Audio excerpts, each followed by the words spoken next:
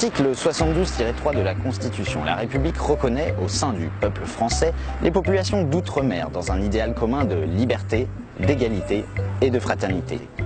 Alors, liberté et fraternité peut-être, mais égalité, ça reste à voir.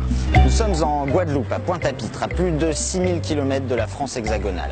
Ici, c'est un département juridiquement français à part entière depuis 1946. Et pourtant, quand on regarde les statistiques, la différence entre la France métropolitaine et la Guadeloupe est criante.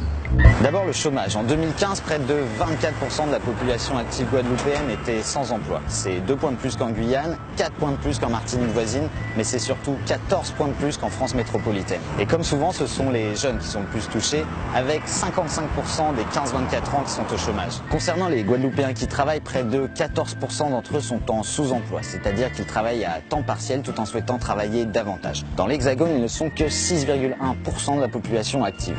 Les différences sociales sont aussi frappantes. La Guadeloupe comptait en 2013 21% de bénéficiaires du RSA contre seulement 6% dans l'Hexagone.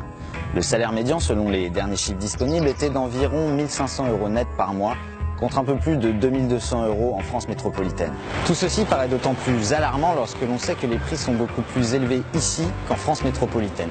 33% plus cher dans l'alimentation et tout ce qui concerne les communications, plus 19% dans le domaine de la santé. Certains ici ont également évoqué le prix du billet d'avion qui accentue le sentiment d'abandon. Payer, selon les périodes, entre 400 et 1000 € pour aller visiter la capitale de son pays, cela peut rendre la Tour Eiffel un peu moins belle. Alors, la France est-elle en train d'oublier son département d'outre-mer? Une chose est sûre, c'est que notre République est un peu à la traîne pour montrer son affection. En effet, ce n'est que depuis 2007 que les Antillais peuvent voter le samedi pour les scrutins nationaux. Avant, ici, on votait le dimanche, comme dans l'Hexagone.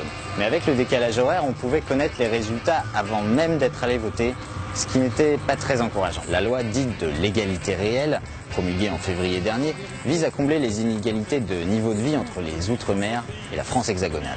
Le texte entend notamment mettre en place la construction de 150 000 logements sur 10 ans, ou encore imposer une scolarité obligatoire de plus longue durée que sur le continent, jusqu'à 18 ans, et ce, afin de lutter contre le décrochage scolaire. Reste à voir si elle suffira à combler le sentiment d'oubli de beaucoup de Guadeloupéens.